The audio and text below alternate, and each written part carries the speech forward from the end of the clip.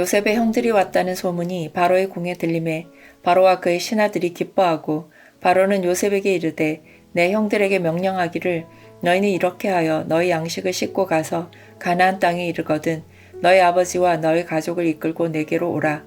내가 너희에게 애굽의 좋은 땅을 주리니 너희가 나라의 기름진 것을 먹으리라.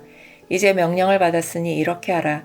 너희는 애굽 땅에서 수레를 가져다가 너희 자녀와 아내를 태우고 너희 아버지를 모셔오라. 또 너희의 기구를 아끼지 말라. 온 애굽 땅에 좋은 것이 너희 것임이니라. 이스라엘의 아들들이 그대로 할세 요셉이 바로의 명령대로 그들에게 수레를 주고 길양식을 주며 또 그들에게 다 각기 옷 한 벌씩을 주되 베냐민에게는 은 300과 옷 5벌을 주고 그가 또 이와 같이 그 아버지에게 보내되 순하기 10필에 애굽의 아름다운 물품을 실리고 암나기 10필에는 아버지에게 길에서 드릴 곡식과 떡과 양식을 실리고 이에 형들을 돌려보내며 그들에게 이르되 당신들은 길에서 다투지 말라 하였더라. 그들이 애굽에서 올라와 가나안 땅으로 들어가서 아버지 야곱에게 이르러 알리어 이르되 요셉이 지금까지 살아있어 애굽 땅 총리가 되었더이다. 야곱이 그들의 말을 믿지 못하여 어리둥절하더니 그들이 또 요셉이 자기들에게 부탁한 모든 말로 그에게 말하매 그들의 아버지 야곱은 요셉이 자기를 태우려고 보낸 수레를 보고서야 기운이 소생한지라. 이스라엘이 이르되 조카도다. 내 아들 요셉이 지금까지 살아있으니 내가 죽기 전에 가서 그를 보리라 하니라.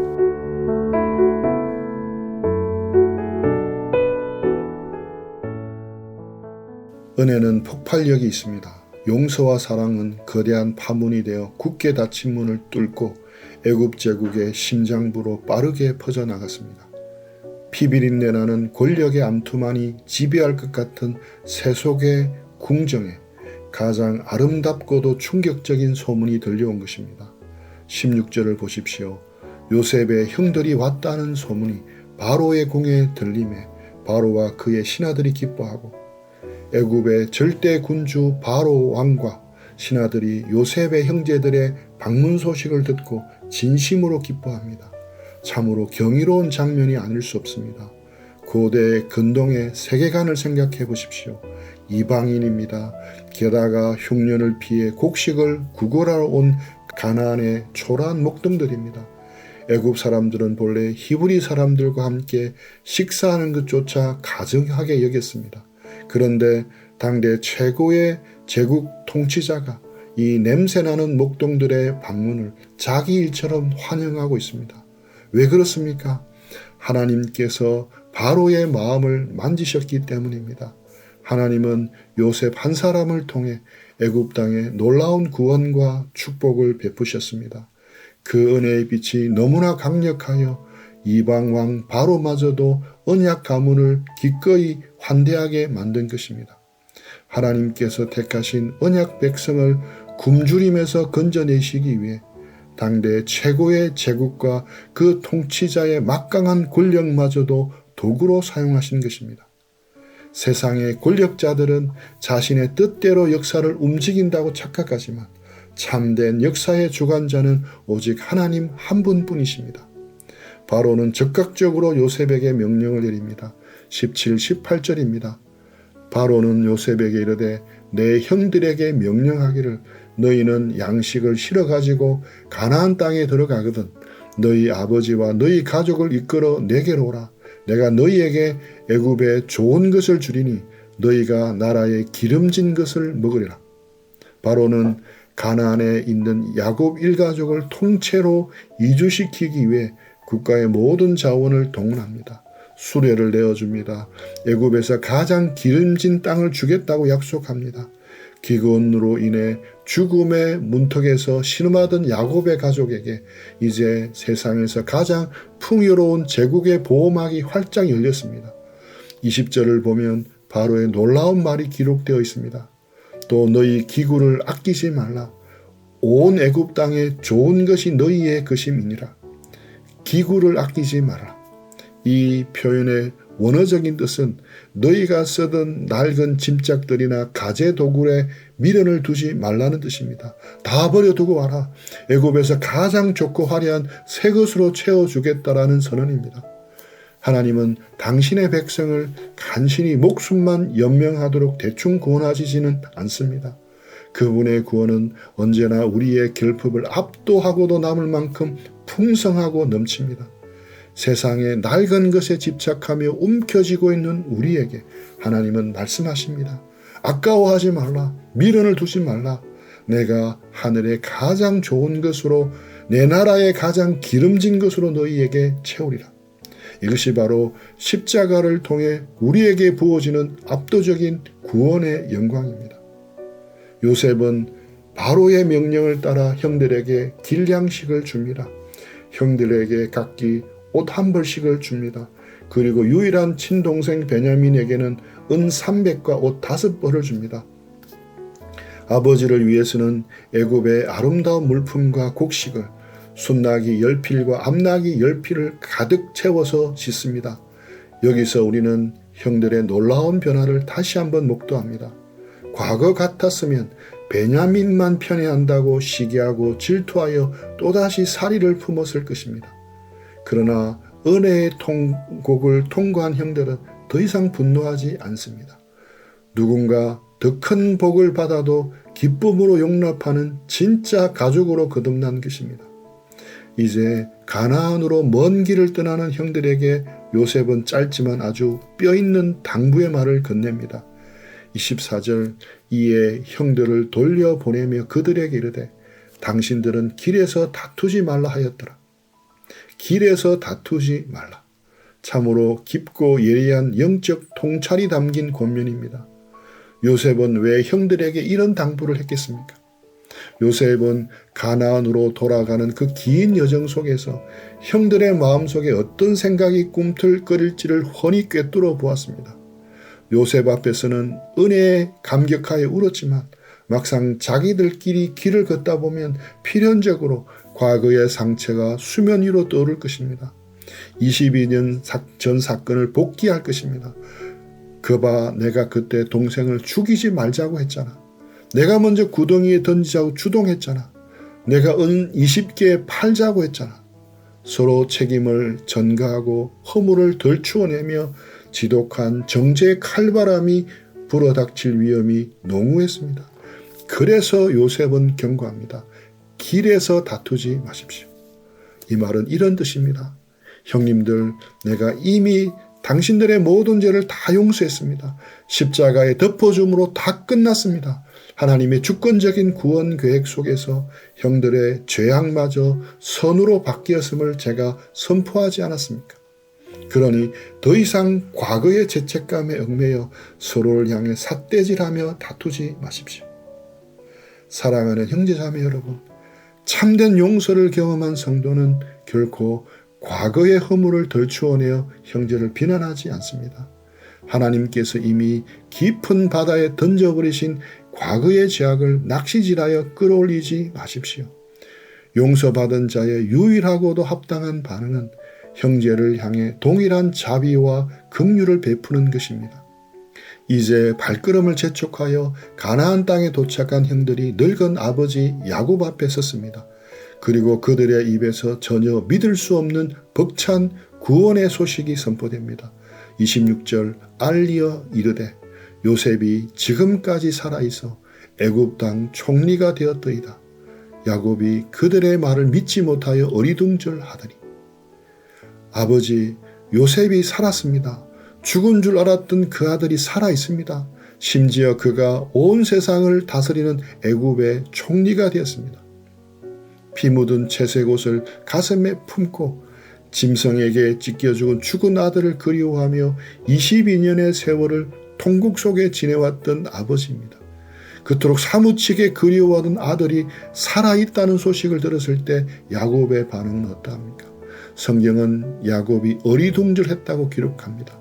히브리 원어적인 의미를 직역하자면 그의 심장이 마비되었다, 혹은 그의 심장이 얼어붙어 멈춰버렸다는 뜻입니다. 야곱은 22년간 깊은 우울과 절망 속에 침잠해 있었습니다. 슬픔이 그의 영혼에 체질이 되어버렸습니다. 그런데 너무나도 충격적이고 황홀한 복음의 소식이 갑자기 들려온 것입니다. 캄캄한 어둠 속에 있던 사람의 눈에 갑자기 강렬한 태양빛이 비치며 눈이 멀어버리듯 야곱의 이성과 감정은 이 거대한 기쁨을 감당하지 못하고 그만 얼어붙어 버린 것입니다. 믿을 수가 없었습니다. 아니, 믿었다가 혹시라도 사실이 아니면 또다시 겪어야 할 그 끔찍한 절망이 두려워서 스스로 마음의 문을 닫아 걸었던 것입니다. 27절을 보십시오. 그들이 또 요셉이 자기들에게 부탁한 모든 말로 그에게 말하매 그들의 아버지 야곱은 요셉이 자기를 태우려고 보낸 수레를 보고서야 기운이 솟행한지라. 기력이 다하여 숨이 멎을 듯 했던 야곱입니다. 복음을 듣고도 영적 마비 상태에 빠져있던 그였습니다. 그런데 무엇을 보고 살아납니까? 아들 요셉이 자기를 태우기 위해 보낸 화려한 애굽의 수레입니다. 그 수레를 두 눈으로 직접 확인하고서야 비로소 죽었던 영혼의 온기가 돌고 기운이 다시 살아났습니다. 이 수레는 단순한 이동수단이나 나무 수레가 아닙니다. 수레는 죽었던 아들이 다시 살아나 온 세상을 다스리는 통치자가 되었다는 사실을 눈앞에서 확정해주는 찬란한 은혜의 정표였습니다. 보이지 않는 복음의 소식을 도무지 믿지 못하는 연약한 인생들을 위해 하나님께서 친히 허락하신 눈에 보이는 확실한 증거를 주신 것입니다. 이것이 바로 성례전적 은혜입니다. 우리는 귀로 듣는 복음만으로 자주 흔들리고 의심합니다. 그래서 하나님은 우리 눈앞에 십자가를 세우셨고 빈 무덤을 보여주셨으며 떡과 포도주라는 은혜의 수레를 허락하셨습니다. 야곱은 이 수레를 보는 순간 아들의 권세와 사랑을 확신하며 굳었던 영혼이 독수리처럼 솟행한 것입니다. 드디어 야곱의 입에서 터져 나오는 영광스러운 고백을 들어보십시오. 28절 이스라엘이 이르되 조카도다 내 아들 요셉이 지금까지 살아있으니 내가 죽기 전에 가서 그를 보리라 하니라. 조카도다. 참으로 위대한 신앙 고백입니다. 야곱이 어떤 사람입니까? 그의 이름의 뜻처럼 평생을 누군가의 뒷발꿈치를 잡고 살았던 인생입니다. 장자권을 빼앗고 축복을 움켜쥐며 밧담 아람에서 라반과 치열하게 쏟고 속이며 재산을 모았던 집념의 사람이었습니다. 무엇을 가져도 결코 만족할 줄 몰랐던 갈증의 인생이었습니다. 그 험악한 세월이 그의 손에 쥔 모든 것을 모래알처럼 빠져나가게 했습니다. 사랑하는 아내 라헬을 잃고 분신 같던 요셉을 잃고 이제 베냐민마저 빼앗길 위기에서 그의 인생은 철저히 빈손이 되었습니다. 내 힘으로 움켜쥐려던 맨손이 하나님의 징계 속에서 완전히 텅 빈 빈손이 되었을 때 비로소 하나님은 그 빈손이에 하늘의 가장 영광스러운 복을 채워주셨습니다. 이제 야곱은 외칩니다. 조카도다. 잃어버린 줄만 알았던 아들이 살아 있습니다. 그 아들이 생명의 주관자가 되어 자신을 초청하고 있습니다. 더 이상 세상의 어떤 결핍도 기근의 두려움도 물질의 부족함도 그를 짓누르지 못합니다. 구원자 아들이 살아있다는 그 단 한 가지 사실만으로 야곱의 영혼은 세상이 줄 수 없는 완벽한 안식과 차고 넘치는 충만함을 누리게 된 것입니다. 오늘 이 야곱의 극적인 소생의 이야기는 다름 아닌 무서운 죄와 사망의 기근 속에서 영원한 절망에 빠져있던 우리 영혼의 이야기입니다. 우리는 본래 야곱처럼 세상의 슬픔과 흉년에 갇혀 심장이 얼어붙은 자들이었습니다. 아무리 움켜쥐어도 채워지지 않는 영적 목마름에 허덕이는 인생들이었습니다. 그러나 하나님께서 우리에게 가장 놀랍고도 위대한 복음의 기쁜 소식을 들려주셨습니다. 십자가 위에서 우리의 죄를 짊어지고 참혹하게 죽으신 줄만 알았던 하나님의 아들 예수 그리스도께서 죽음의 권세를 깨뜨리고 부활하셨습니다. 무덤을 열고 살아나셔서 온 우주와 만물을 다스리는 영광의 통치자가 되셨습니다. 그분이 세상의 모든 기근을 끝내고 생명의 양식을 나누어주는 참된 요셉이 되셨습니다. 세상의 현실이 너무 혹독하여 이 찬란한 부활의 복음을 믿지 못하고 아직도 영혼이 어리둥절 마비되어 있습니까? 두려워하지 마십시오. 우리 주님께서는 연약한 우리를 영원한 생명의 나라로 인도하기 위해 십자가의 보혈과 빈 무덤이라는 가장 확실하고 영광스러운 은혜의 수레를 오늘 우리 앞에 보내주셨습니다. 지금 이 순간에도 진리의 성령께서 그 은혜의 수레를 몰고 여러분의 굳은 심령의 문을 거세게 두드리고 계십니다. 오늘 우리도 야곱처럼 가슴 벅찬 찬양으로 이 은혜에 응답합시다. 주님, 이제 조카옵니다. 나를 구원하신 예수 그리스도께서 지금도 살아계셔서 내 삶의 보좌에 앉아 계시니 세상의 모든 기근과 환난이 더 이상 나를 흔들지 못합니다. 주님 한 분만으로 나는 충분합니다. 이 야곱의 고백이 오늘을 사는 우리의 고백이 되는 오늘 하루가 되기를 간절히 축복합니다. 우리 들은 말씀 가지고 묵상하며 기도하며 주님과 교제하는 시간 가지겠습니다.